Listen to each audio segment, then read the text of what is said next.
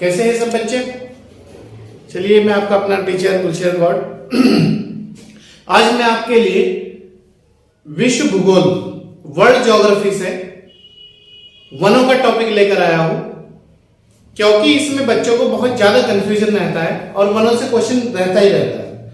और ये वनों का क्वेश्चन हमारे एनवायरमेंट से भी जुड़ता है और वर्ल्ड ज्योग्राफी से भी जुड़ता है, ये दोनों टॉपिक से जुड़ता है। ठीक है, तो आप बहुत अच्छी तरीके से इसे समझे और पढ़े और बार बार रिवाइज करें इस चीज को। ठीक है, तो आपको ये पता होगा कि जो हमारे पूरे विश्व में वन हैं उनके 6 प्रकार है, वनों के 6 प्रकार है। वो 6 प्रकार कौन कौन से हैं? एक तो आपका है 6 प्रकार है उष्णकटिबंधीय सदाबहार वन। नंबर 2 उष्णकटिबंधीय अर्ध पतझड़ वन, ये जानेंगे हम लोग। तीसरा है विषुवत रेखीय वन। चौथा है टैगा वन। पांचवा है टुंड्रा वन और छठा है पर्वतीय वन। तो ये 6 प्रकार के पूरे विश्व में वन पाए जाते हैं। इन्हीं के बारे में हमें जानना है, इन्हीं के बारे में हमें सुनना है, इन्हीं के बारे में हमें पढ़ना है और यहां से एग्जाम में क्वेश्चन आते ही आता है। ठीक है, तो आइए देखते हैं। पहला है हमारा उष्णकटिबंधीय सदाबहार वन। उष्णकटिबंधीय सदाबहार वन, यह वन विषुवत रेखीय प्रदेश या क्षेत्र और उष्णकटिबंधीय प्रदेशों में पाए जाते हैं। हमारी जो विषुव रेखा है, विषुवत रेखीय जो क्षेत्र है, विषुव रेखा है, जैसे ये है आपका,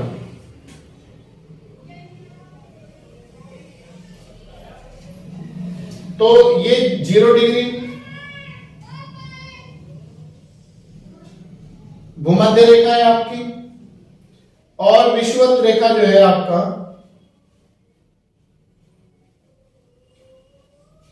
ये है। तो इसके आसपास का जो क्षेत्र है यहां पर, ये कह लो यहां इधर और यहां इधर। ठीक है, तो इसके आसपास के क्षेत्र में जो वन पाए जाते हैं वो आपका उष्णकटिबंधीय सदाबहार वन पाए जाते हैं।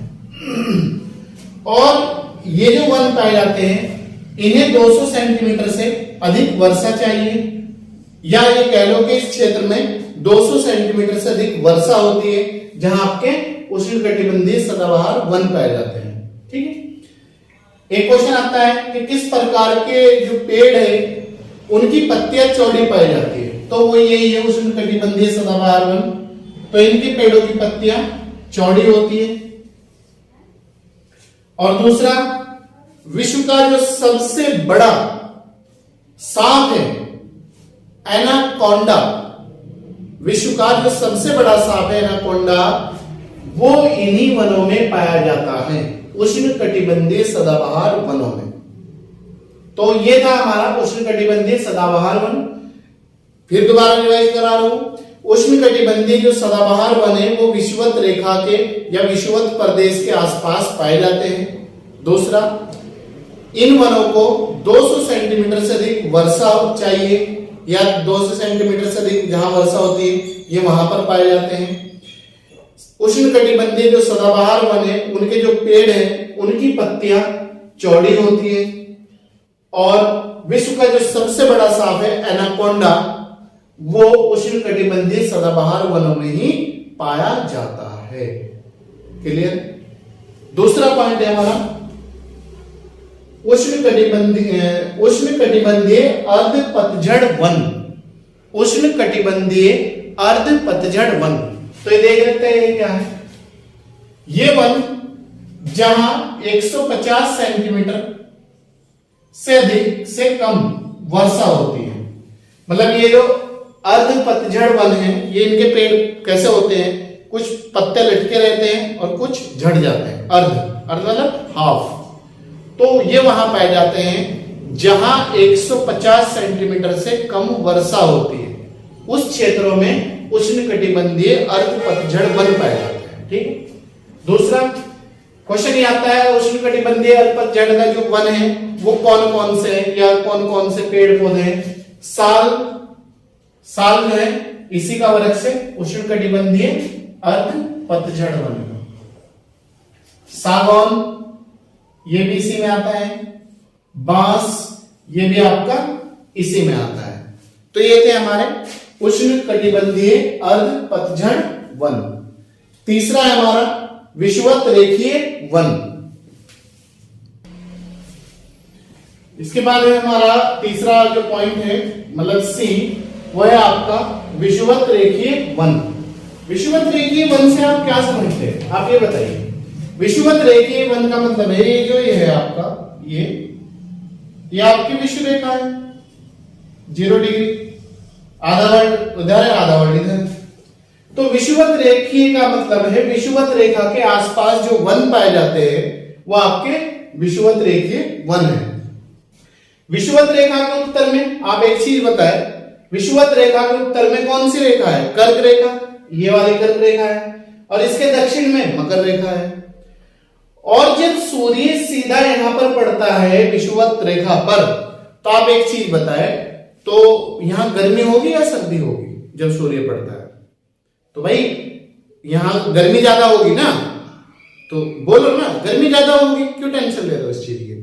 तो गर्मी ज्यादा होगी। तो यहाँ के जो लोग हैं, आप एक चीज बताओ, यहाँ गोरे होंगे या काले होंगे यहाँ के लोग? बताइए। तो यहाँ के जो लोग हैं वो आपके काले होंगे, लेकिन वाइट गोरी मिलेगी उन्हें, हैं? चलिए कोई बात नहीं। तो यहाँ के लोग काले होंगे, तो इसीलिए ये आपके विषुवत रेखीय जो वन है, यहां पर क्या होता है, यहां पर वृक्ष और झाड़ी, पेड़ पौधे और जो झाड़ी है छोटी छोटी छोटी छोटी, उन दोनों का मिश्रण पाया जाता है। क्यों? क्योंकि गर्मी ज्यादा होती है यहां पर। उन चीजों को एक जो एनवायरमेंट है बढ़ने के लिए वो कम मिलता है, ठीक है, टेम्परेचर की जो आवश्यकता है वो वहां पर उन्हें कम मिलता है। तो इसीलिए ये आपके विषुवत जो रेखीय वन है, ये विषुवत रेखा के आसपास पाए जाते हैं। ठीक है, क्लियर है यहां तक की पार्ट? और इनके जो प्रमुख वृक्ष है जो विषुवत रेखीय वन है, वो है आपका जैतून, ओक, कार्क आदि, नीम, जामुन, जो उनके जो पेड़ है वो सब इसी में चले जाते हैं। ठीक है, तो ये विषुवत रेखीय वन होते हैं आपके। क्लियर है यहां तक के? इसके बाद हमारा है टैगावन। टैगावन देखते हैं क्या है।